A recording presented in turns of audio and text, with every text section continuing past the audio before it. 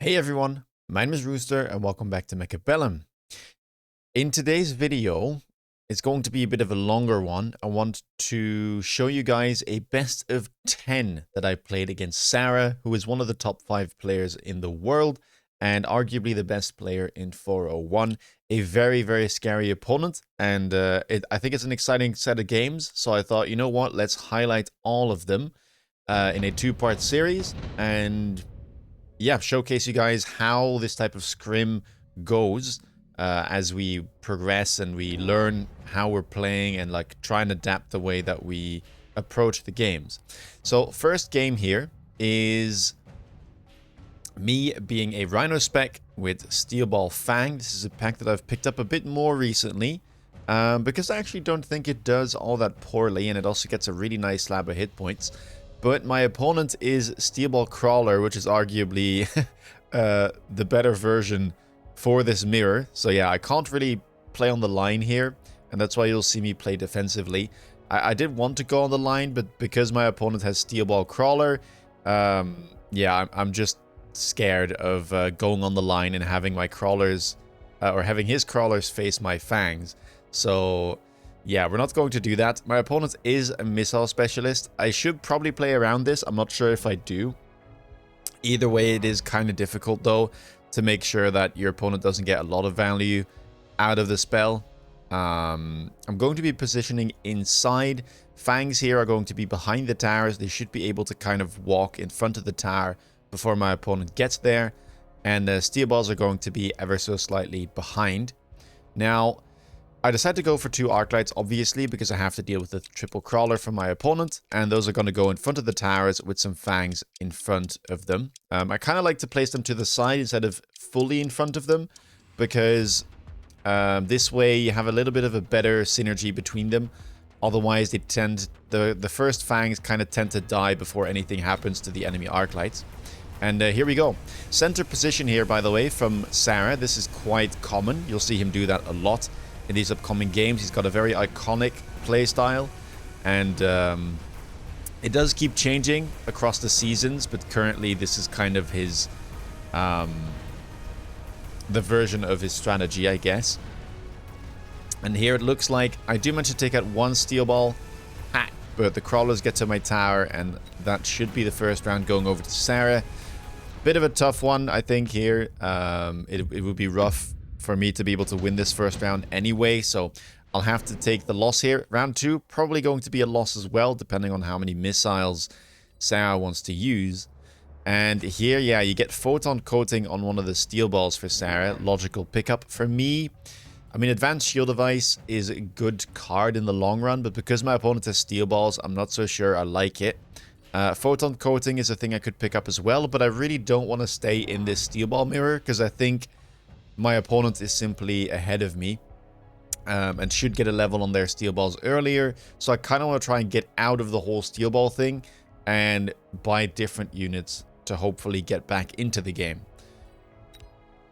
Opponent, by the way, the center positioning he's using, it is preventing these type of mid flanks that we've seen a lot against aggro players. These crawlers in the flank in the middle, and then sometimes paired with a beacon, tend to pull a lot of units. So that's why Sarah, I think, has been playing more in the center now to prevent that type of thing from happening. Now, round number 2, he picks up Phoenix, and this is such a strong round 2 board, by the way. Having the steel balls with the crawlers and the arc lights, and then pairing some Phoenixes on top of that as well. Great DPS, great anti-air. Just a very solid board overall. Now, I decided to go for double Wasp, because I know that Sarah likes to go Wasp on turn 2 as well, and I want to protect as many angles as I can. So these Wasps on the outside, they protect the flanks, and they protect the diagonals from getting cheesed.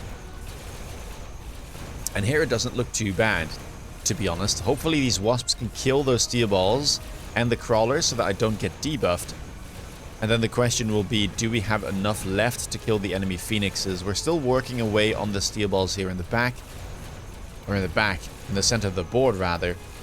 The other pack of Wasp will go down to those Phoenixes, and it looks like they will end up going for my tower. But with a full pack of Wasps still alive, I would very much doubt that these guys can win. But it is very close, with only a couple Wasps surviving. and my arc light. Can't complain though. I think that's a good bounce back from a very scary looking board. Another photon coating shows up. Intensive training is available too. Aside from something like efficient giant manufacturing or even efficient tech research. I mean, all of the cards here, I know I mentioned them all, but all of them are justifiable to some extent. Photon coating more so for my opponent than for me, but all of the other ones definitely can be picked up. Sarah goes for the intensive training. Good card this early on. And I mean, I think here intensive training looks the best for me as well. Efficient tech research is a fine card, but it often only gives you like 100 bonus resources throughout the game like this. I'm selling out of my steel balls now because they're not really doing too much. And again, I want to get out of it and try and mount a different type of defense. Wasps are able to be leveled up. Opponent goes for a deep flank alongside with this missile. So, yeah, that is the one downside of playing Wasp, but it did win me a round, so I still think it was a correct play. I'll pick up a mobile beacon because I thought he would go for these Wasps since they leveled. But I guess wrong. Or I guess my opponent guesses right, however you want to look at it. And my opponent here goes for a Wraith. And not just any Wraith, a level 2 one at that, thanks to the intensive. So, yeah, I don't think I have enough anti-air here to be able to make up for it. My opponent does kind of miscalculate here, though. Misses the missile because of the low range of the Wasp. So some of them do survive, which means I won't get debuffed by the crawlers. But looking at this board, I think I will be getting debuffed quite soon, thanks to this Wraith. And this is quite a common thing for Sarah as well. Aside from the positioning being iconic, currently he's been playing a lot of heavily air-based comps with things like Wraith to block things like Forte A, and then often pairing it with Phoenixes for DPS and or Wasps as well for additional air chaff. And so at this point, I mean, I have a couple of options, right? Obviously, I need to get rid of the Wraith, but it's so big this early on that I think Marksman wouldn't do the trick. Unless I get like a high level one from a drop.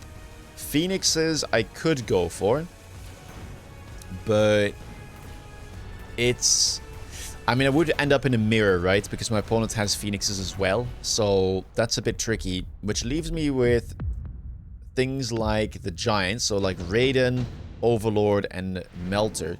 And I think Melter here, speak of the devil, is actually really good for me. So I'm very happy that it shows up on round 4. Level 2 Melter, the only giant that can show up on this turn.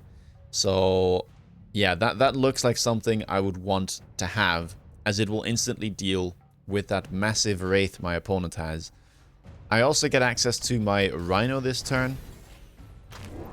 And I decide to sell out of the steel balls here. Multiple things we need to sell out of. We got rid of our steel balls now, but I still need to sell out of my Rhino. I think I'll keep the Wasp, even though they're not the most useful against the Wraith. But hopefully I can kill the Wraith, and this is still solid flank defense for me. And now I decide to go for a Vulcan as well. With the intensive training, instant level 2. This is something I was working towards from the start, and now I get a nice Vulcan Melter defense here, making sure I pair both of them up. Sarah goes for another flank here on the left. I'm also making good use, by the way, of the oil that I put down last turn. So getting one turn of slow and then one turn of burn. Level 2 Vulcan, by the way, really quite important here, as it deals good enough damage to be able to DPS these level 2 steel balls down somewhat effectively. And it looks like we'll get a good turn. Melter did a fantastic job, locked on instantly onto my opponent's Wraith. And that is a successful round. Really big turn. Again, useful free unit drop for me. And the intensive allows me to get a Vulcan on top of things, something I would never have been able to afford otherwise. Round number 5, Amp Core shows up. Super Heavy available too, but Sarah opts to go for the Amp Core. Super Heavy could have been good on Steel Balls, one of the best items for them. Or rather, well, yeah, Steel Balls is one of the best units for Super Heavy to be used on. I think for me here, Amp Core looks good too. I could go Efficient Giant Manufacturing as well, but I wasn't planning to buy a whole bunch of Giants here. I was planning to rely on giants, but I wasn't necessarily planning to buy like 5 more. So I think here Amp Core makes the most sense. Quick cooldown would mean that the intensive is available every single turn, so that could be nice. And it would also mean that the oil comes back quicker, but we end up going for the Amp Core. It is a bit of a classic pairing for that Vulcan. And here we go for the Multi-Melter Defense. This is quite popular. Great player from 301 HG is very known for playing this defense often, and it works a treat. I have to say, it's very good, especially against these type of things where my opponent picked up sledges and has steel balls. Multi-melter allows you to deal with mid-sized units where normally a melter would very much struggle against them. I could have also just gone for more Vulcans with Scorch, but I think multi-melter here just looks very good.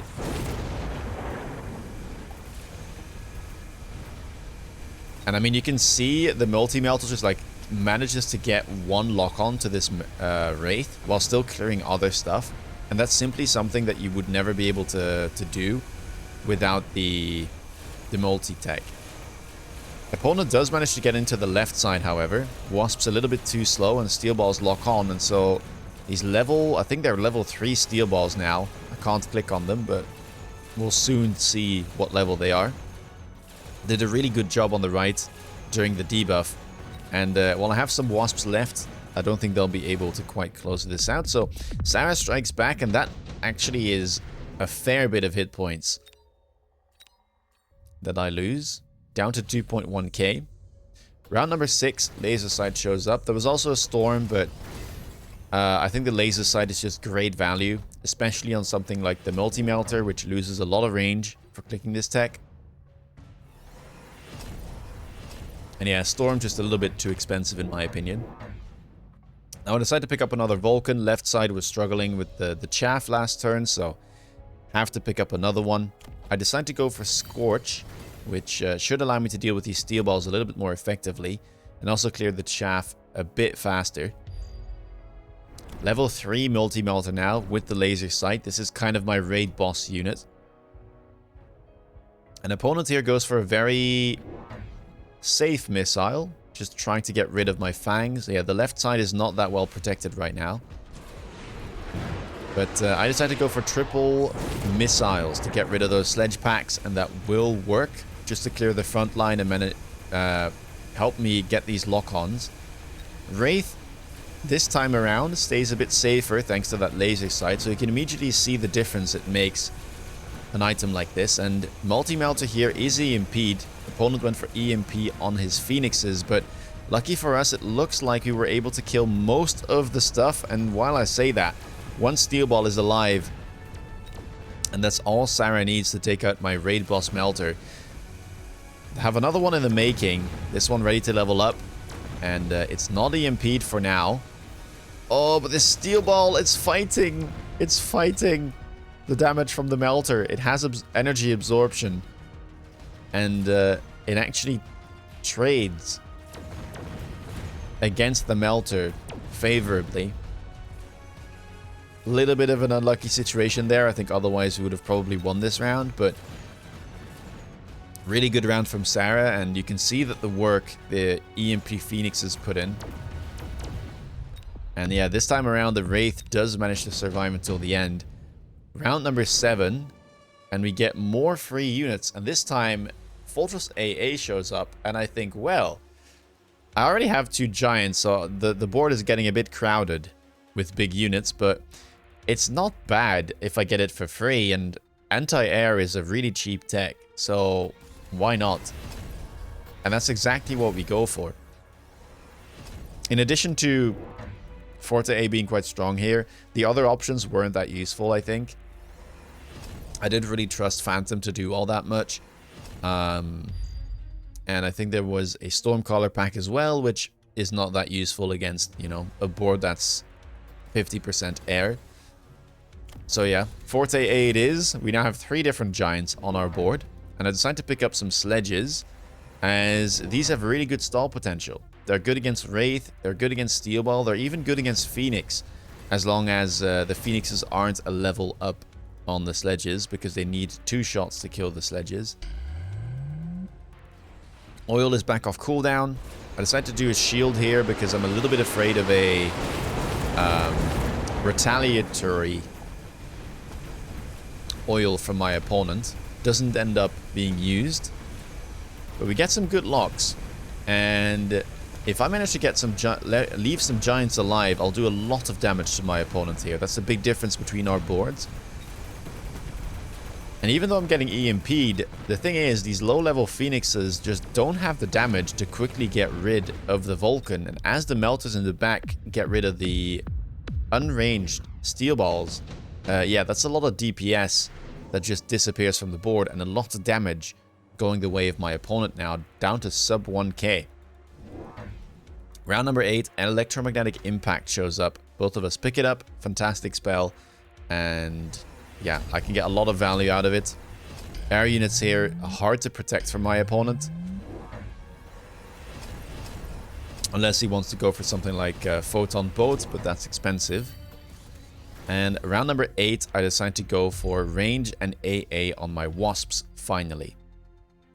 Opponent's board, again, quite heavily air-based. A lot of important units in the air as well. The chaff clear from the Wraith, the EMP, and some DPS from the Phoenixes. If I can get rid of that, then the round should be mine and the game should be mine.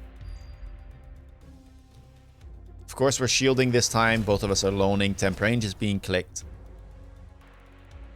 And this is where I have the advantage of not being massively invested in air. I can shield my units from the EMP. Let's see how this goes. EMP does hit, so that Wraith, no range. These Phoenixes, no range and no EMP. And these Wasps are now starting to DPS down this Wraith quite effectively. I think more Wasps were added by Sarah as well. And that bodes even better for me, as we have the Wasps here, level 3. Quite scary, dealing with all of the air units, and I think we dealt with all of the ground units except one steel ball. So Sarah will get a debuff, but with the melter left alive, maybe I'll have enough. Actually, doesn't quite look like that'll be the case. I do get the tower debuff, but the melter and these couple wasps are simply not going to mount up to 948. Again, melter here is getting EMP'd, but it's too tanky to go down. And I will pick up a round, but I need 492 more damage to close out the game. Mustangs show up this turn, and it pretty much looks like the only viable option for the both of us. I don't really see why I would pick any of the other ones. I could go for Marksman, to be honest. Marksman AA here as an additional tool against the Phoenixes and the Wraith could be okay. But Mustangs are just so nice, especially with all of the Wasps that were added. You can see them here in the back. And the additional chaff gear they provide, I think it's just too solid of an option. And I'm not even talking about the 3 deployments, which is fantastic, right? I can get 3 more deployments myself if I want to. And I decided to immediately go for range as well as aerial specialization on the Mustangs as well. And the opponent here, interestingly, goes for a missile interceptor on the Mustangs. Picks up 2 more himself. A little bit surprised about this, because I didn't think my fortresses were doing all that much in terms of really killing air units. They're useful for sure, but I think the main problem that he's having is like dealing with these Vulcans and the melting points. So somehow like getting the steel balls in, maybe like giving them range, would really help out. I will lose a Wasp from the looks of it. Tried to beacon a Wasp here. Try and predict where the missile was going, but I predict wrong. And yeah, I mean, look at this melter. Just getting the lock-ons on the steel balls. Already a whole pack, I think, is gone. And now there's only 3 left, and those will go down as well. The Mustangs are not doing too much. Remember, they are unranged. All they have is the missile interceptor. So my Mustangs should be very favored there. I do get debuffed again. Probably should have leveled that up at some point, but we still have a fortress left. On this side of the board, a Melter and some Mustangs as well. And these level 3 Wasps are doing a great job against the Phoenixes. Opponent went for a third tech, Shard Shot, realizing that perhaps the damage is too low, or not trusting the Steel Balls to give them a tech, and that will be enough to close out this first game of our best of 10 with a win. So, yeah, pretty happy with that. Sarah is one of my nemesis. I have a really bad win rate against him as of late. So yeah, I was happy to start off the day with a win, but I was not prepared for what was to come. So let's go straight into game number 2 as we start this scrim series that we ended up having across the day. All right, game number 2. Here we are. I'll move myself across a bit to look at the packs. Now, again, a lot of Steel Ball packs here. 3 for me, and I'm not too comfortable picking Typhoons. Not Typhoons. Tarantulas in my opener if I don't see any Sabers, because I think that matchup is still quite horrible in the early game. So it's just going to be another Steel Ball opener. I picked the one I like most with the safest chaff option in the form of the Crawlers, and I also get a Marksman on round 2, which should help me against those heavy air-based boards that we saw on game number 1. Opponent here is a speed specialist, picked up an Arc Sledge pack with a good amount of hit points too, 5,000. And this is a really, really strong pack against most boards right now. It's much better against Saber than you might expect. While Saber is really hard to kill for this pack, it also takes Saber a really long time to kill 10 sledges. So it's got incredibly good stall potential. And the same is true against Steel Balls, right? So we get like these vertical sledges, which have become quite popular on the front line. Something that Woot has been doing for quite some time. And something Sarah has definitely picked up on. I go for a similar setup again, trying to defend. Didn't really want to be on the line here. I tend to prefer trying to avoid headbutts as of late. I don't really know if that's me being uncomfortable with them, because they can be quite volatile. I think it's also just my preference to try and avoid mirrors, which is something that does tend to happen more often than not in these type of headbutts. But yeah, round 1 here does look like it will be going over to Sarah. Arclight's really good DPS unit in the early game, even though it is a chaff gear unit. And the sledge is just such a good stalling unit. But round 2, I get my power spike. We now get our marksman, and we also know where our opponent is set up. This time more so on the left side than the right side. Wasp Swarm picked up for Sarah. Bunch of good options here. I don't think I need redeployment, to be honest. So it's probably going to be either the laser sight or my own Wasp Swarm. And, well, considering that I don't have any fangs, I probably should pick up the Wasp Swarm myself. Opponent, again, round 2 goes for the Phoenixes. This is a very common play on aggro, I feel. Almost every aggro pack that you play tends to benefit a lot from having these Phoenixes being purchased on round 2. And it's a trend that you'll definitely keep seeing. I do pick up the Wasp Swarm myself. I also decided to unlock some fangs. So the idea being here that I was hoping that this Wasp on the right would be able to trade. And then if my opponent was on the left, I would have some fangs to help out. More fangs being purchased. And I think those will probably go here on the left side. Yep. Trying to funnel in the enemy units into my arc light.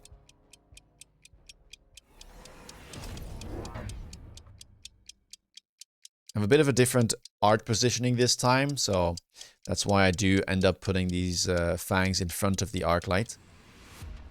And another one over here, and that will pull most of the crawlers, but not quite all. Opponent going for a tower cheese here on the right.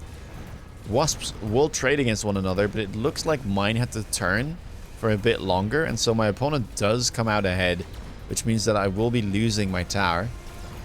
But either way, there is some crawlers that were getting to my tower first. And yeah, the debuff here, not great. And it looks like I'll get debuffed on the other side as well, as we're still in the process of recovering from the first debuff. Marksman will manage to get rid at least of the wasps, but I don't think it'll quite be able to get rid of everything that's left on the board. And that is the Phoenixes getting the experience. So that's level 2 Phoenixes on round 3 for Sarah. Not a great round. Another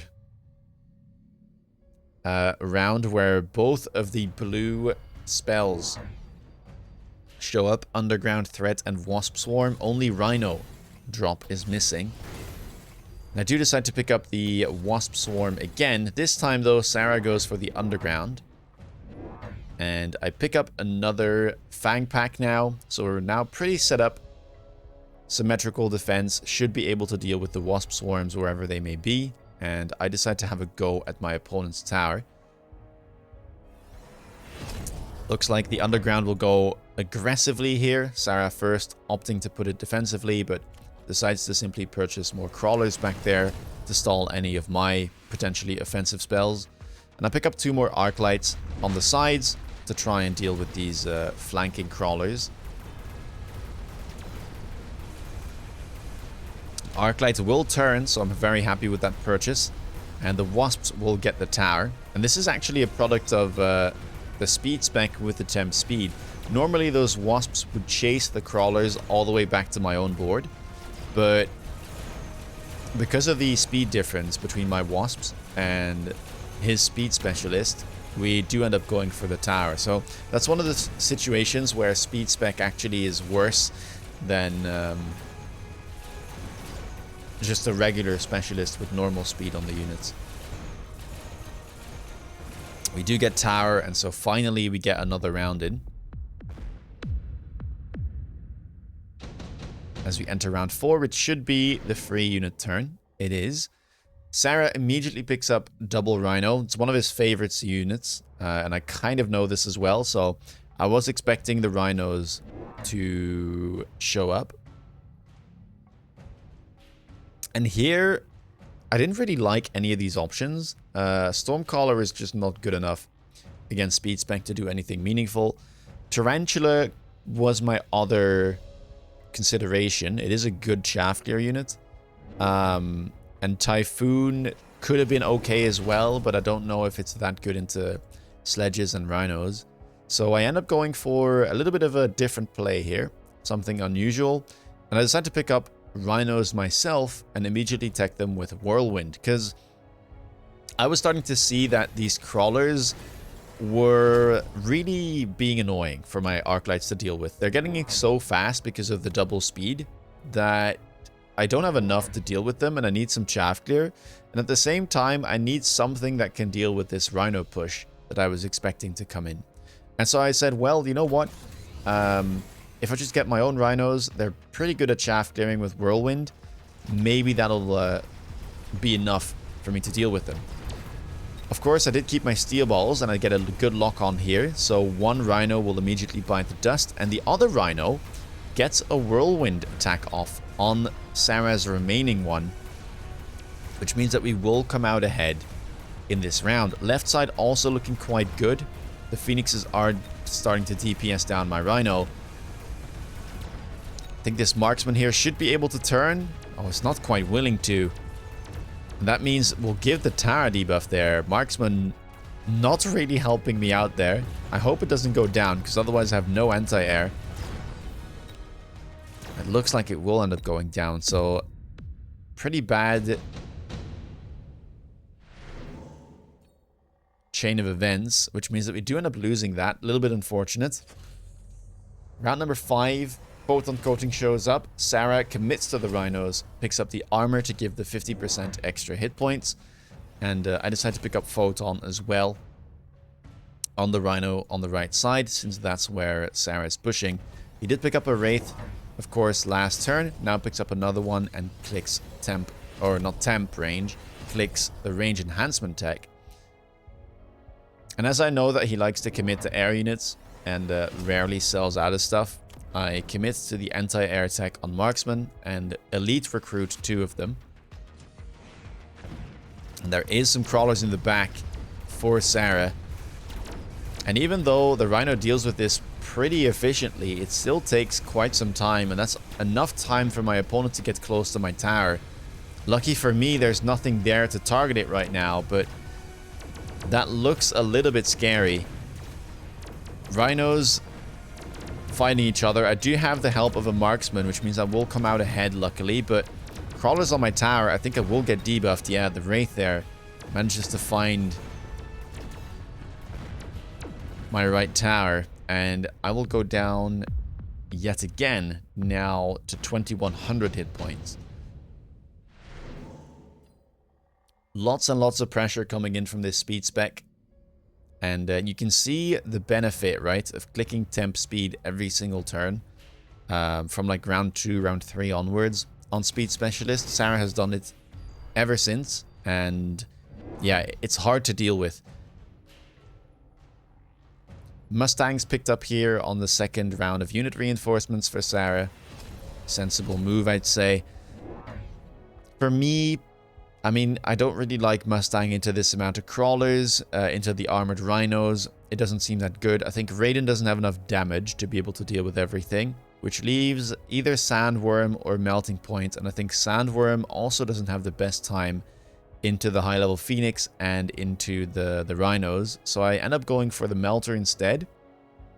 Potentially going for Multi-Melter again this game, at least that was the idea. My Steel Balls do have range, as, well, I thought they were going to be useful for the rest of the game, considering my opponent does opt to keep the rhinos. And now I decide to pick up my own Wraith. The sides are dealt with, so I decided to put the Wraith on the inside here, since I should be able to clear the side, but I need something that helps me with clearing the advance that's coming in on the right side. Wasps both are being used on Sarah's side of the board, and I do missile here as well. Oil has been picked up to try and slow down my enemy. The Melter locks onto the Rhino instantly. Very happy with that. And the Wraith is doing a good job, but there's still so many crawlers coming in. Maybe I would need something like 8 gun to be able to chaff clear efficiently. Looks like the marksmen do find their target though. And this time around, I don't get debuffed. Melter doing a really good job of tanking. Lots of wasps coming in from the back. Keep in mind, some of these are from the wasp drop as well. And so I finally do pick up another round, stem the bleeding, and start striking back at my opponent. One wasp is still alive, so we'll have to go after it. And there we go. Pretty big round 2. Bunch of expensive units still alive.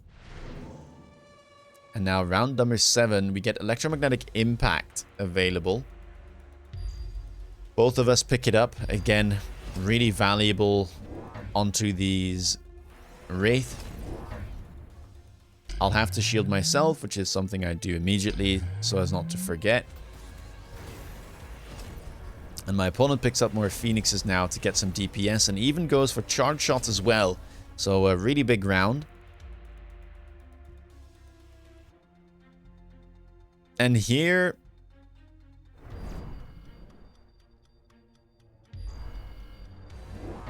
I decide to go for wasps of my own, and I click AA on them. Now the reason for this is because my second wasp swarm is back off cooldown, and I know that I can beat these wasps in the back with the AA tech. So if I can beat these, then I can get to the tower and grab myself a debuff. I do end up selling my Melter, which I'm not sure if it was correct or not, but seeing the charge shot, I think I would have had trouble anyway dealing with everything. And I just wanted to get the resources to be able to afford more units, right? I bought another Wraith because I was expecting the underground here. And yeah, on the top right, you can see these wasps winning out, so they should get a debuff. The question is, do I get debuffed first? Rhino here is going down. My leveled Rhino from the flank doing a great job. I also went for another flank on the left with some actual bot wasps, but they don't end up winning. Or I guess they died while they were still spawning in. And we do manage to pick up another round with a clever little trick there, opting to go for the AA on the wasps. And that'll send Sarah down to 1.3k hit points. Round number 8, Electromagnetic Blast is available. Now here, this was a tough round for me because this is a play that I had in mind, or I was somewhat expecting. I was weighing whether or not Sarah would go for Photon Coating Boat, or whether they would simply trade the spell. And they do end up going for the Photon Coating Boat, which is, I guess, the logical play, but I was just saying, like, maybe he doesn't do it. Maybe he wants to invest into the rest of his board. But I think I kind of overthought this one. And so I will end up picking Electromagnetic Blast, because if it does land and my opponent doesn't go Photon, it's obviously instantly winning for me. But that's probably something that I should have realized, since it is instantly winning. I should expect the Photon to come out and go for something different.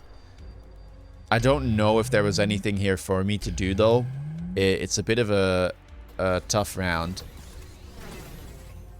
as my Wraith will get debuffed, and, well, maybe I have to go for my own Photon Boat.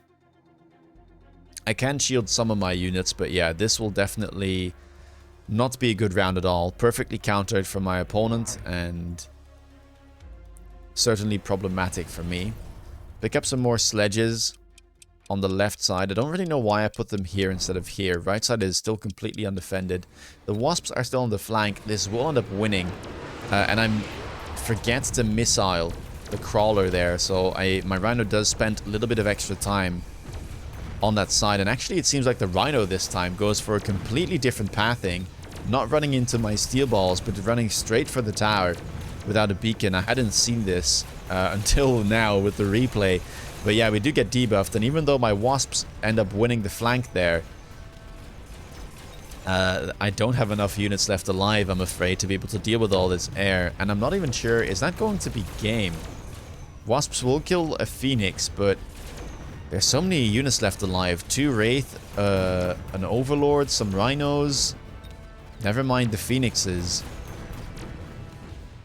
Yeah, that's a pretty hefty loss, and yeah, that's simply going to be game. So yeah, bit of a bad round for me on the last one.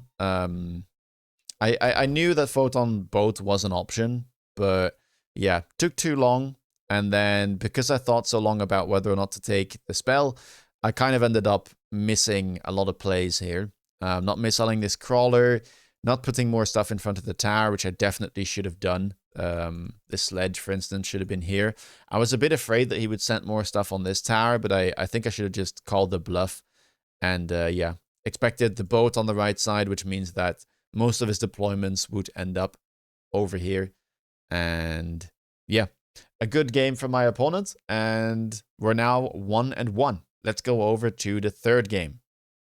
All right, game number 3. Now, my favorite specialist is in these packs, Elite Spec, but against Sarah and the amount of pressure that he puts on you whenever you play him, I don't really have the confidence to pick that pack. So instead, I go for another Steel Ball pack. I'm playing a lot of Steel Balls today, at least against Sarah, with the Giant Spec. We had some success with the Giants in round 1, or game 1. And I think Steel Balls overall are just a very solid opener right now. They have good matchups all around. The only bad matchup really is any Sledgehammer packs. But they do well against, for instance, the Sabers that my opponent has. And they do well into things like Tarantula openers as well. So yeah, similar setup again. Expecting some aggro from Sarah. And I decided to set up defensively. Should just be 2 Arclights from my end, and it'll be 2 Crawlers from Sarah. If you have a look at how he sets up his board, oftentimes on round 1, the Crawlers will be relatively far behind his opening units. And he does that to make sure that the arc lights kind of get stuck, or hopefully get stuck on his big units, and then the crawlers can run in and wreak havoc, as they often do when left uncountered in round 1. My opponent is an intensive training specialist, and he decides to level a crawler pack there as well. Lucky for me, I knew that my opponent likes to position this way, so that's why the arc lights this time around are slightly further back, and that means that they can target the crawlers. Even still, it does take 2 shots per crawler, since they are blue. Left side comes out ahead, and will this saber turn? Oh, it will. That's very good for me. Means we should be able to get rid of this arc light as well as the saber, and so round 1 should be ours. We do get debuffed, but that shouldn't be too much of an issue. So a successful round 1.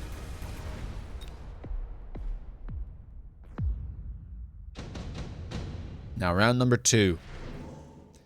3 units show up, and yeah, Sarah picks up Phoenix. It's been a trend so far, and it looks like the best option for me as well.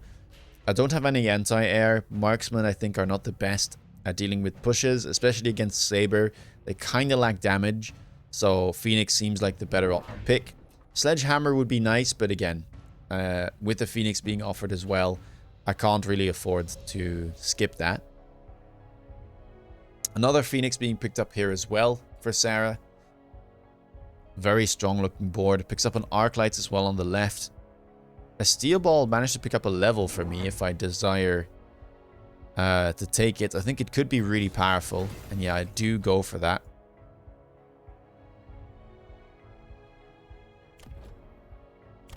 Double Fang here for me behind the tower. Get some late chaff in there and also kind of protect the flanks. And I go for a delayed missile, hoping to hit most of these crawlers. It's a bit too far forward in my opinion, but we still hit the saber, some crawlers, and an arc light, so not too bad, I think. And the Phoenix manages to lock on the saber, so I'm pretty happy with that. Steel Ball's here doing a really good job. Hard to kill for my enemy Phoenixes, and that should be another good round for me. So back-to-back rounds. Pretty happy with how the early game is going so far.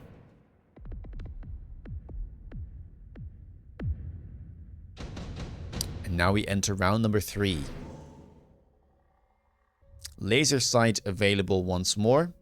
It is something that Sarah picks up. Deployment module could be useful here. Redeployment as well.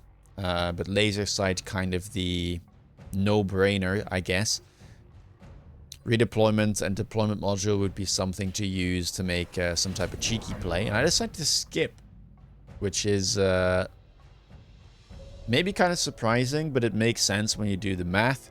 I wanted to get straight into Fort AA here as a giant spec on turn 3 and still be able to have enough to get a deployment down so that I don't miss any. And yeah, it is a fortress with AA and a Fang for me, and I had to skip there to be able to afford it, unless I wanted to sell a steel ball, which is something I definitely could have done. And yeah, I'm pretty happy with my choice. My opponent picks up wasps on this turn. And again, this is also somewhat a product of these previous games that I had, right? I know, again, Sarah likes these air-heavy comps. He's played them the last 2 games, so I wasn't expecting him to start selling out of his air units. I was kind of expecting him to double down, and he does. So this should be a good round for us. Late Fang's doing a good job dealing with these wasps on the left, and yeah, my fortress comes out winning. And so that is 3 rounds in quick succession for us. And a lot of tempo gained. Extended Range Phoenix shows up, and Sarah does pick it up. It's a fantastic card, especially if you like playing something like Charge Shot. Kind of allows you to just click Charge Shot as your first tech and not have to worry too much about the loss of range. And I do sell out of my steel balls now, so there we go. Of course, we go for more fortresses, 2 more, somewhat important. And this Phoenix level does look quite tempting, but I decided to go for another Fang in front of the tower instead. Opponent does level up a Wraith, very much like in the first game that we played. And that's where the laser sight is being used. That's going to be quite hard to kill. Fortress in the middle, though, in prime position from the looks of it. Does miss the first salvo. And my opponent did not go charge shot. So quite happy with that, as he did lock my fortress. But without charge shot, this is still a bit too tanky to die to level 1 phoenixes. Right side will lose. Left side looks a bit better. But yeah, this Wraith is an absolute menace. Okay, left side Wraith has been dealt with. Phoenix still alive, but the tower will end up falling. And I think the Wraith will clear this Phoenix. Yeah, it will. Question is, do we have enough here with the Forte A to be able to kill the remaining units? Phoenixes are now targeted. Will almost go down, but I think the debuff there not helping out. Only the Wraith is left. And I have a Steel Ball and a Fortress remaining. Almost enough there to kill it. But I think we have enough hit points to be able to tank for a little bit longer. And we take another round. Round 5. Assault Fortress shows up, and I do decide to pick it up. It gives the fortresses 20% more attack, which is not that useful, because it doesn't affect the Forte A. But it does give 20% more hit points as well. And a movement speed of 3. I don't really need the range here, so the decrease in range is not that useful. And I think having the speed and having the hit points is more effective. That way they can tank for longer, and if they can tank for longer, they can fire more anti-air barrages. The speed also does help them move forward and get in range of his units. Now, I decided to pick up a Melter this round, as I am a Giant Spec, so the unlock cost is not a problem for me. And yeah, this Wraith is just a bit too big, right? Any time right now that I see level 2 Wraith this early on in the game, I think Melter just makes the most sense. And looks like I make a good choice, as my opponent goes for the Field Maintenance on his Wraith. Also picks up Charge Shot and is loaning here on round 5. Phoenix is there, slightly too close to the Wraith. So even though my Fortress tries to hit the Wraith, it also hits the Phoenixes that are behind. Melter takes out the Wraith. Lovely stuff. We do level our Fortress there again for that extra survivability. Phoenix is still alive on the right side, but I think there are some Fangs in the mix there. And I have my level 2 Phoenix pack as well. So another great round as we enter round 6, and our opponent is already down to 550 hit points. Round number 6. Second pack of unit reinforcements. Rhino picked up for Sarah. Again, kind of a classic. Here, Farseer is a good pickup. Marksman, though, very useful as well. And that's what I decided to go for. Triple Marksman. And then go for the anti-air specialization. Just in case my Fortress ends up dying for some reason, these Marksmen should be good against both the Wraith and the Phoenixes. I decided to range my Melter as well. And put a missile here on the right flank. I was expecting him to try and distract my Melter with some type of chaff. And so that's why we have the missile over here. It's a very common play to make. So these type of preemptive missiles are a thing I like to do. Especially if I try to close out the game here. Just got to play around all of the potential cheeses, right? That can somehow turn the tide. And yeah, there we go. The Fang in the middle of the board. Really good prediction. Rhino behind it. And one Rhino in the middle. Not sure what that's supposed to achieve. I do level all my Fortresses, so these should be strong enough to just take out that Rhino without an issue. And again, the Phoenixes in the middle get sniped. That's usually why, if you want to tank Forte A with Wraith, you kind of want to put it staggered. So somewhere to the left or the right of your Phoenixes, because otherwise this can happen. And yeah, right side here does look good. The Melter ends up going down, but this is why we picked up the Marksman, to kind of pick up the slack if the Melter ends up dying. And that just looks like it'll be game. Only a couple Phoenixes left alive. And with this many Marksmen still in the mix and all of these Fortresses, that should be no problem whatsoever. And so we pick up game number 3. Very quick one here. And Giant Spec proving useful. Also, having the knowledge, again, from the previous games that Sarah likes to play air units, means that Forte A was a easy pickup for this game, and it paid off dividends. Let's get over to game number 4. Here we are. Now, looking at the packs, Sabertooth Specialist doesn't look too great to me. Low hit points and Stormcallers into the aggressive packs that Sarah likes to pick, I don't think is the best. Speed spec is fine, but again, Tarantula is a bit tricky if you see no Saber packs, and so it's just going to be another Steel Ball Fang opener for me with 5,400 hit points, mind you. Opponent ends up going for a Marksman Sledgehammer pack with the Rhino Specialist, so not a good matchup for me.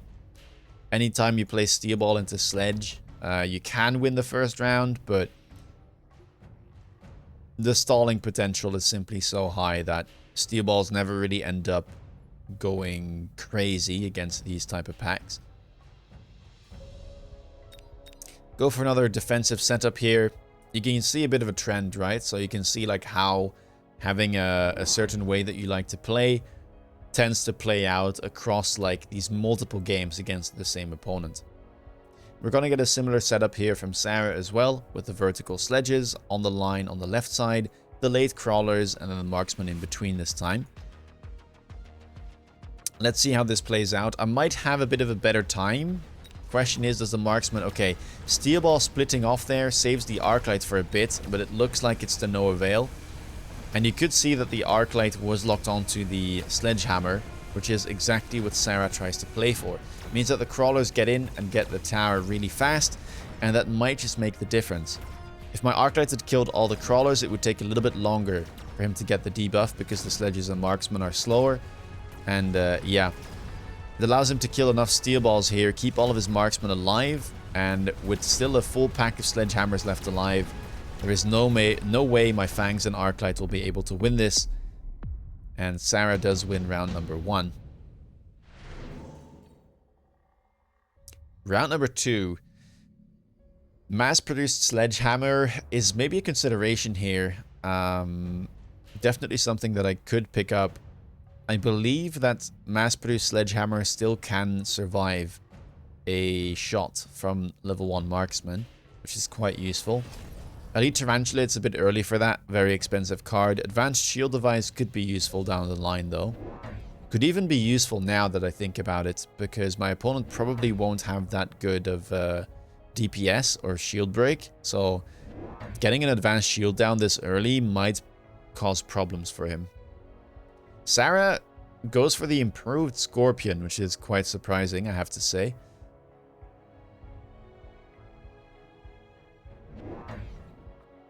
And I decided to pick up Phoenixes. So this time around, it's not me picking, or it's not my opponent picking them up, but it's going to be me. Of course, opponent already has marksman, so it makes sense not to double dip. But I need some DPS here against the Sledgehammers. And I do need some form of anti-air just in case. Opponent just goes wide this time around. Arclight and marksman on the right side, and I think another chaff pack as well. Left is still struggling, but at least we managed to kill the crawlers, so we won't get debuffed quite as fast this time around. Marksman doing a fantastic job though, and will take out all of my remaining Phoenixes. And with the debuff, that will also mean that this Arclight is doomed. And I lose round 2 as well. But this is the nice thing about having a high hit point starter. I'm still sitting at more hit points than my opponent started with. Round number 3. Again, Rhino is the pickup for Sarah. Very common play.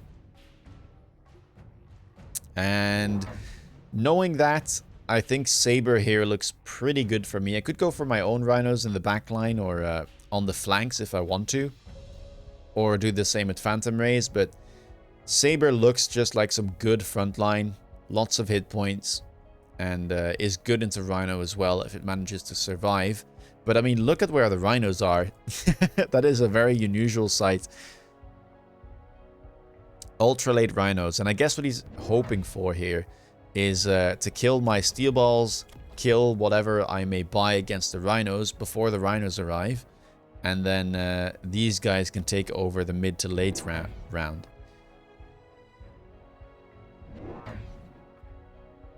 Decided to go for more fangs here, and I positioned them forward in such a way that they pull all of these crawlers towards me. Don't want these to split up. And I want the crawlers to just run into the arc light. Just grabbing more fangs, making sure that I have a good front line here. Pulling in all the crawlers vertically into my arc lights, hopefully. And let's see how this goes. Rhinos coming in. Saber on the right is locked on, but that's a level 1 marksman, so that'll still take a lot of shots before this goes down. And the steel balls, I think, will help out. Saber also turns and takes out one of the rhinos there. Even manages to help out with the other rhino. So really happy with that pickup. Looks like a good round, and looks like we will manage to finally strike back at Sarah on round number 3. So there we go. Chipping away at the hit points, and Sarah is now down to 3,700.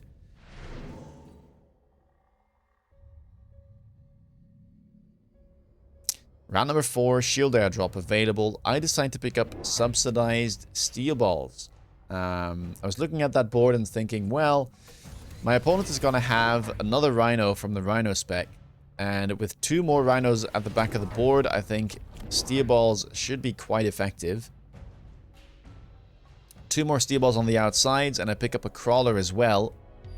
Sadly, though, I guess wrong. I was kind of playing around a potential rhino on the flank, but it is much more than that. It is a crawler and a wasp on top of that level 2 rhino from the specialist. With the shield on top, that is a very scary thing indeed. I do pick up the range on the steel balls, but I won't have enough here to be able to clear all of these units. We'll just have to see how it goes. At least I have something here that should be able to take down the shield, which is oftentimes a problem in and of itself. Sledgehammers now have been given field maintenance, and this introduces a pretty important break point, if you guys were unaware. Sledgehammers with the first tower enhancement and field maintenance have more than 5,000 hit points, so they can't get missiled. I do end up losing the left tower, but I mean, that's expected if you look at the investment on the left flank from Sarah.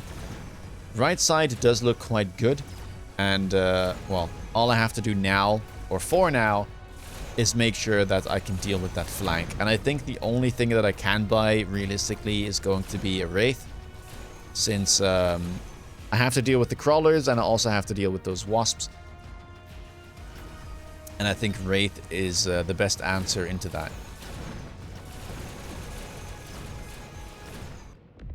Only a marginal loss though. Steel balls there did a great job for me. Round number 5. Bunch of spells available. Sarah goes for the photon, not the photon emission. That's a bug. The rhino assault.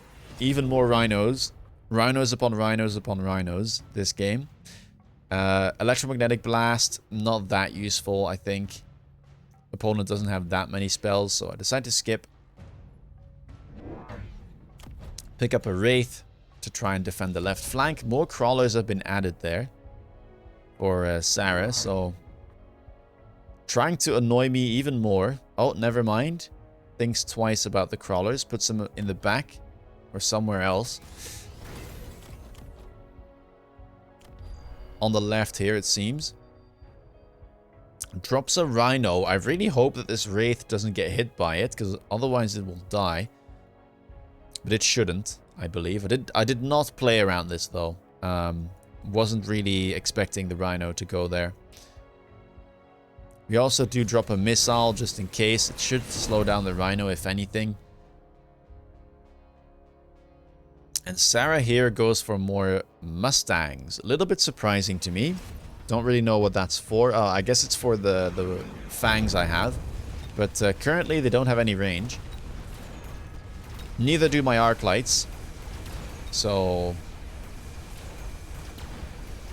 they might still be quite useful. Left flank has been dealt with. Rhinos are now coming in, but the steel balls are doing a great job locking on. Left side does seem to struggle, but luckily I have a Wraith here to help out with the crawlers that are trying to get in. And although right side is looking like it's winning, if only barely, left side is definitely losing, and I will lose my tower. With the debuff, I don't think we'll have enough to be able to pick up a round here. So that's going to be another round going the way of Sarah. It is. Now we enter round number 6. Orbital Bombardment is available. My opponent does pick it up. And I do the same. Really strong spell. Lots of things to hit. So definitely a worthwhile investment. 2 shields from Sarah. Makes sense. Gets the range on the Mustangs. And buys another one. I do pick up 2 shields of myself. And I decide to pick up Energy Shield on the Phoenixes. I'm not so sure if this was worth it or not, but it's a pretty cheap tech, only 200 cost. And, well, it helps me against the Orbital, and I thought it was going to be useful as well against the Marksman, potentially. So, that's why I decided to go for it, but maybe there was something better to be done here. I also range my arc lights, since I'm seeing that my opponent has more Mustang. But I might get stuck, yeah, I do get stuck on the sledgehammers because of that. Another option here maybe could have been something like Hacker as well. Hacker Arclight could be useful against the sledgehammers and might even be useful against the rhinos, in all honesty. Speaking of the rhinos, they are starting to create some problems for me now. Rhino there starting to get in, and I don't know if this steel ball will turn. Oh, it will. Look at that. What a hero. Prevents the debuff from happening. Looks like we will get his shields, so I'm pretty happy with that. And the Phoenix doing a pretty good job there with the shield, managing to tank some shots. But I still end up losing the round. Every time it's looking good, but there's just like a couple sledgehammers, a couple Mustangs left alive, and yeah, I'm now down to 3k hit points. And round number 7, unluckily, Raiden shows up for my opponent, which is a very good card against my board. And I don't really have anything here that looks fantastic. Maybe I could go Typhoon, perhaps Sandworm. I think Sandworm would have been the pick. I end up going for Raiden into Cell, since it was the most valuable, but I think I should have gone for Worm there. I end up selling because I saw that I still had some problems chaff clearing, so I decided to pick up Elite Vulcans to try and deal with these sledgehammers and the Mustangs, which I think is a fine play as well. But yeah, these Raidens are definitely going to be a problem for me. I have no range on my Phoenixes, so my anti-air is definitely lacking, and it's probably something that I should have played around. More chaff being added onto the flank. My opponent now has sold out of his Wasp and his Rhino that were there. And we get a sledgehammer here in the deep flank to try and delay my steel balls. Also deciding to pick up some oil, and lucky for me, I guessed correctly, the shield goes on the wrong side. So we should be able to set this on fire. The question is, will we have enough units left alive to kill these Raidens? Because if I lose all my anti-air, then it's lights out. And it's already starting to chip away at my Phoenixes there. I lost one too, so even though we burnt the right side of the board, I already lost a Vulcan.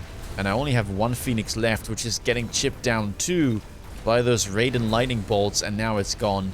That's all of my anti-air disappeared. The sledgehammers here still 2 alive, and you can see the usefulness of a cheap tech like field maintenance in this type of game, and why Sarah really likes playing those. But yeah, this is where it looks like things are starting to get a bit out of control, because the Raidens are so strong against my steel balls, and while rounds were looking kind of close in the early to mid game, that round certainly wasn't.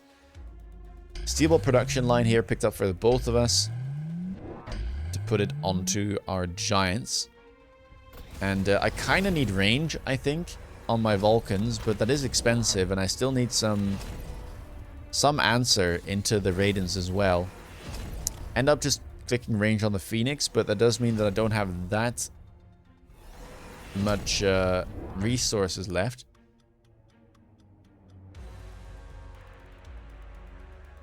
It's just going to be 2 level 1 Phoenixes, but I have no idea if that's going to be enough. Sarah here picks up double shots on the marksman to get rid of my Phoenixes more quickly. And another Raiden shows up.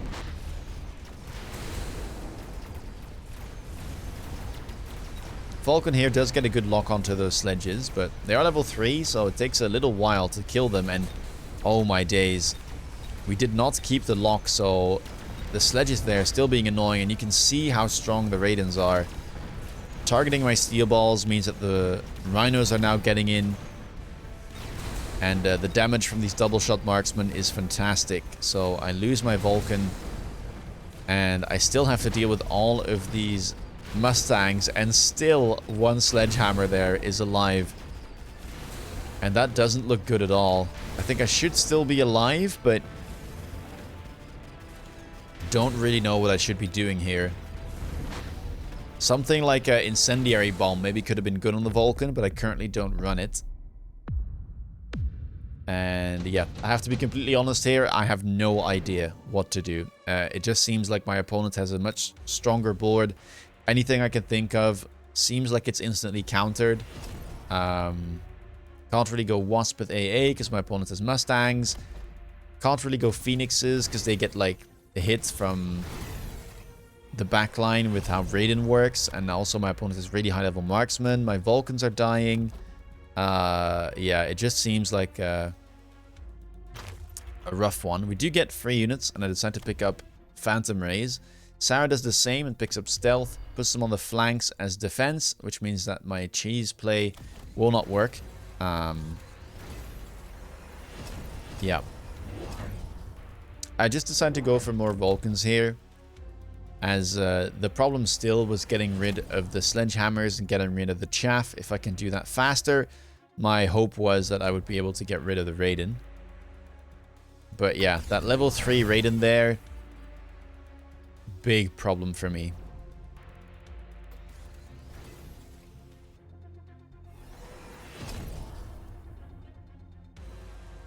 Now we are both loaning, of course, temp range, temp speed. I decided to go for a mobile beacon to hopefully save some of my steel balls. I was hoping that they would stay alive for long enough by being beaconed like this, that they'd be alive for when the rhinos arrive. And Vulcans this time around are doing a pretty good job. Those rhinos are dying pretty quickly. But the Phantoms are now starting to run in, and my Phoenixes are simply dying to these high-level Mustangs. Right side is not looking too shabby, but the low-level Phoenixes that I picked up are just not strong enough to get rid of the Phantoms efficiently. And yeah, the Raidens have been DPSing slowly but steadily from the backline, so that's going to be a round 9 going over to Sarah, and with that, game 4 going over to Sarah as well. Tough game. Didn't really know what to do as soon as the Raidens showed up. My opponent's board was just so solid. The Sledgehammers did great on the front line. The Mustangs were useful and leveled. The Marksman too, leveled, double shot, lots of DPS. And yeah, that was creating a lot of problems. The Raidens were just too much for me. I had some chaff gear issues, and yeah, I didn't really know what to do as soon as the Raiden showed up. I think I should have done something different earlier on. Maybe picked up the Sandworm there from the drop, even though I think that Vulcans weren't a bad pick necessarily. But yeah, very well played by Sarah. Let's head over to game 5 and the final game for this video. Game number 5. Now, what is in store for us? Again, there is a steel ball pack there, as well as a pretty good aerial specialist, I would say, with the tarantulas. But again, I am a little bit afraid of playing tarantulas when I don't see sabers. So I'm not sure if I'll pick that up. And yeah, it's going to be the steel balls again. I think these just have a really good matchup. But, well, in hindsight, seeing the sledgehammers again from Sarah, the tarantula would have been a good pickup as well. And with aerial spec, I would have been able to get into something like the phoenixes or some wasps pretty easily. The setups you now know, again, pretty aggressive here from Sarah, but this time around, I'm switching things up.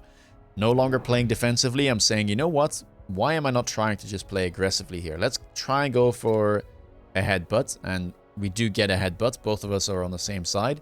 And this is how I like to play the Fang steel ball opener. 2 arc lights in front of the steel balls, and then the Fangs staggered 3 squares to the left and right to the steel balls.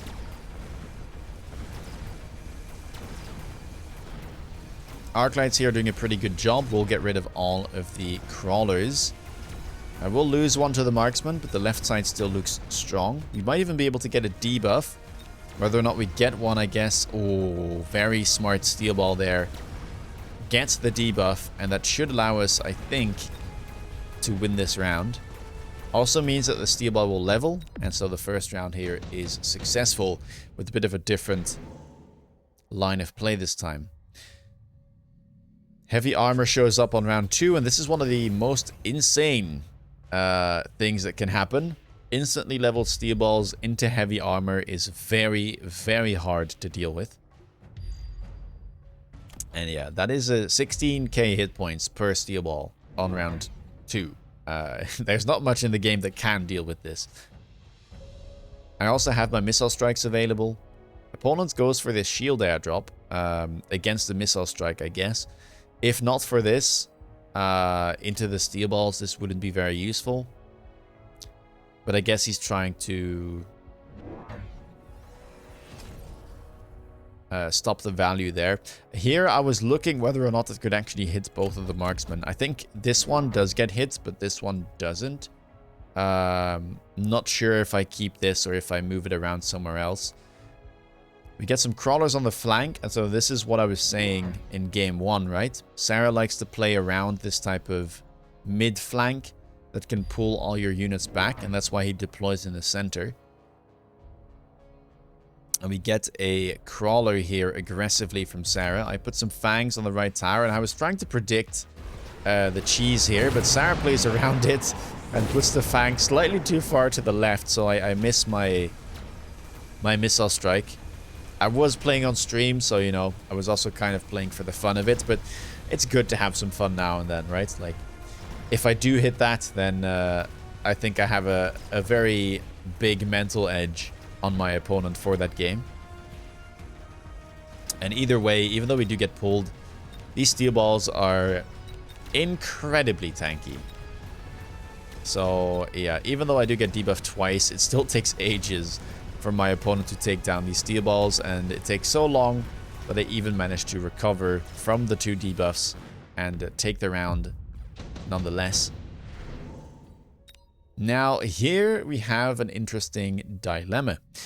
Improved firepower control system shows up, and Sarah picks it up, but Elite Mustang is available as well. Now, I have Fangs, and I know Sarah likes Mustang, so I know that he goes for Mustang here, but I didn't know if he was going to go Improved or if he was going to go Elite Mustang. And I was thinking, okay, well, obviously Improved is really good, but it doesn't really matter if you have level 1 Improved firepower control Mustangs if I have level 3 Mustangs. So I think Improved Mustang or Elite Mustang is simply the better card here if we end up in a mirror. And that's what ends up happening. My opponent goes for the Improved and the level 1 Stang. I go for the Elite and the level 3 Stang. And I guess we'll get to see this game, how that plays out. I can't afford range yet. This is a very expensive card this early on. 400 per unit is a lot of money on round 3. But we do manage to get one down. It's also a really good pairing with the steel balls. Bit of a classic. Steel Ball Stang used to be a meta over a year ago, while the game was still in beta. Not so much anymore now with all the newly added units, but sometimes it can still work out, especially when your steel balls have a heavy armor from round 2. And yeah, we do pick up the round here. And what's going to be important is trying to keep down this Mustang pack of his in levels. Round number 4, we get the free units that we didn't get yet.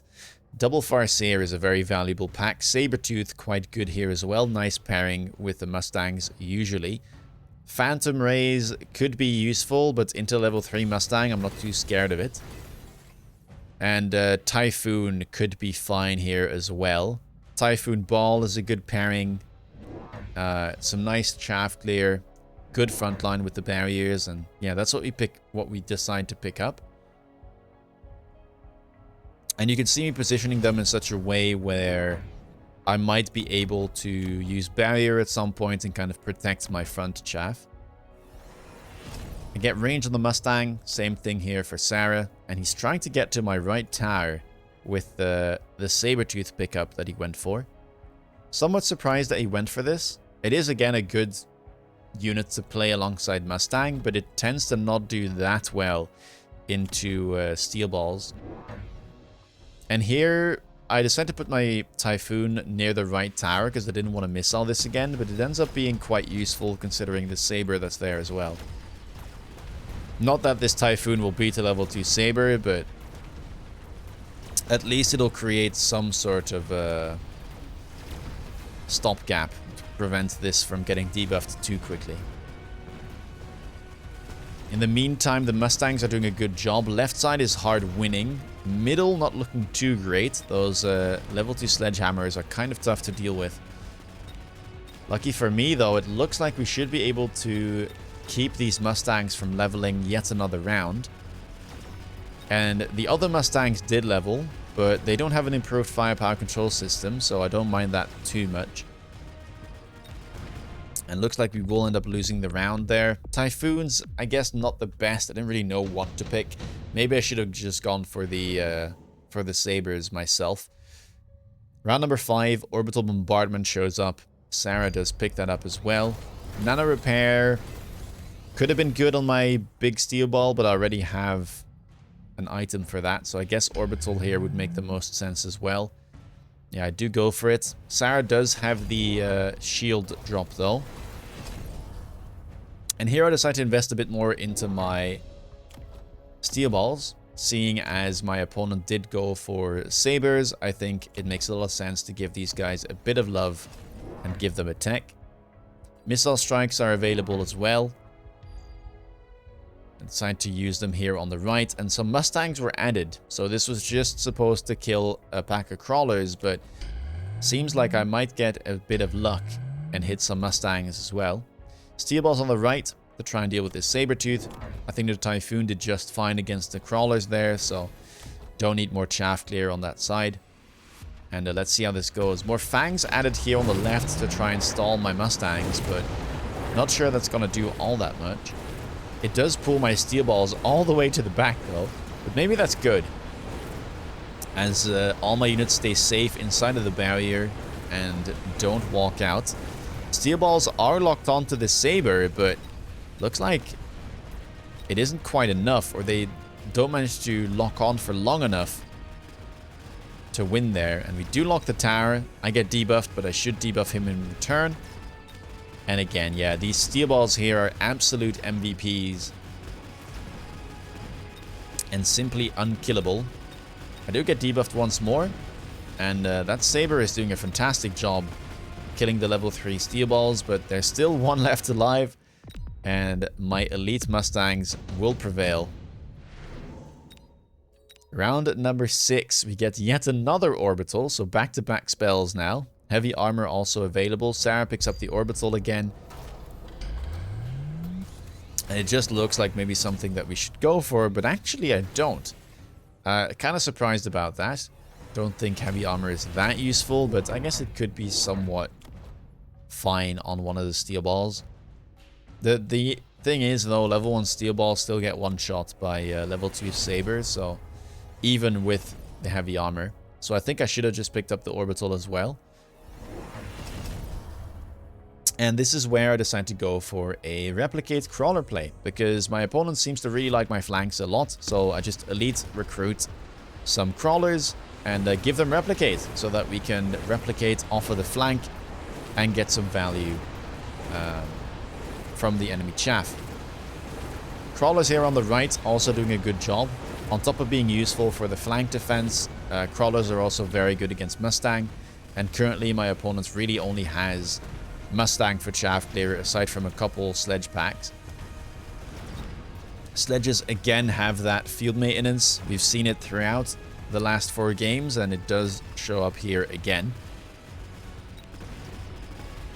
And it's a bit of a tale of like left side being stronger for me and right side being stronger for Sarah. But that's where the difference of my steel balls and my elite Mustangs come in. And so we do have another successful round. Round number 7. Bunch of scary units here show up. Wraith is available, Raiden, Rhino, and Fortress. Now, knowing Sarah, again, my gut feeling was telling me that he might go for Rhino. Although I have steel balls, so I guess I'm not too afraid of it. Yeah, no, Raiden makes way more sense. I was going to say Raiden is what I was expecting, since that's what he played last game into me, right? I had steel balls as well, and then Raiden showed up. And yeah, it's going to be another Raiden game here. Now, knowing that Raiden probably will be picked up, I decide to go for some fortresses as my front line and kind of give up on the whole steel ball and Mustang game. I even sell out of a steel ball there. And I transition into Mustang Fortress, because Raiden is not that good into Fortress. It doesn't deal enough damage generally to take them out. And yeah, that's what we go for. Double tech, range and overload will help us clear the chaff and also clear these sledgehammers just a little bit faster. And I think this was a good pivot. I don't go for barrier, because Raiden is actually pretty good into barrier, since it tends to target 3 different things, and if all of those are inside of the barrier, then the barrier takes damage from all 3 lightning bolts. So I like to just prioritize the attack techs instead. Right side looks pretty good. Again, we do lose, but it's not as bad as before. And we have some Mustangs left to take out these Raidens. Hopefully they're gonna stay alive. Have some crawlers left to distract, so it looks like we should be just fine. But it is quite a close affair on round 7.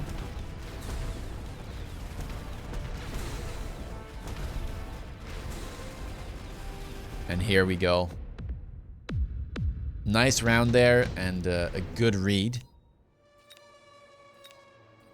Round number 8, Intensive is available, Nano Repair is available, and Nano Repair is what I pick up, because my level 2 Fortress managed to level up. I think by killing all of those sledgehammers and the leveled Mustangs, it had enough experience to get another level, and level 3 with the Nano is very, very tanky. On the right side, Fortress also managed to level up, and so we sell out of the steel balls in the back and transition the heavy armor that we picked up onto that Fortress. And now you can kind of see like what the problem is sometimes with Raiden. It doesn't really have the damage to kill really big stuff unless you have Ionize. But then again, Ionize is not that useful into things like steel balls. So yeah, it's a pretty tough matchup. And maybe something that I should have gone for in the game that I lost previously, right? Maybe I should have just gone for Fortress. But I had a much weaker setup to play Fortress. This time around I have Mustangs, and that is definitely quite useful. Opponent here decides to go for Chain. Doesn't run Ionize, so that's not an option. The other thing about Ionize is if your opponent clicks Ionize, then Barrier does become more useful again. Missiles here, one quite safe, the other one a little bit greedy, trying to pull these Mustangs to the back with this crawler flank and hopefully get some value. At the very least, it should pull the crawlers and get some value. We do kill about half of the crawlers and like 1 or 2 Mustangs are there, so not too bad. I picked up more fortresses. I'm being a bit greedy here with my setup. I probably should have just bought more Mustangs and gone for something like AA, but I felt like this matchup that I had was so incredibly favored that I felt it was fine to kind of set up my front line first and then buy more Mustangs later. As you can see, we're still doing just fine on the left. Replicates Crawler is doing a great job, and the right side is stalling for long enough that my Mustangs can hop over and get rid of this remaining Raiden. And that, in fact, is simply going to be game? Yes, it is. So being greedy was just a fine play. Didn't need more Mustangs. If I ended up not winning on this round, I would buy more Mustangs and go aerial specialization. But yeah, an interesting game here. Bit of a mirror. I went for something different. Decided to go for a headbutt. And then the game kind of went very favorably as I managed to pick up a level on the steel balls instantly with the heavy armor. That gave me a lot of tempo. And then we made the correct play by going for the Elite Mustang card instead of the improved firepower control system. And from there, yeah, things went pretty smoothly, I would say. Reading the Raiden, going for a pivot into Fortress Mustang was also crucial to this game, and then it just snowballed from there. So that was the first 5 games. I have got 5 more games. I'll put that in a second video because I know that these are quite long. If you like this longer form content, please do let me know. What do you think of it? If you liked all of these games, leave a thumbs up. If you want to stay up to date with my latest content, and especially know when part 2 comes out, consider subscribing. If you want to see me play these type of games live, check me out on Twitch. And with that being said, take care, guys, and see you in the next video. Bye-bye.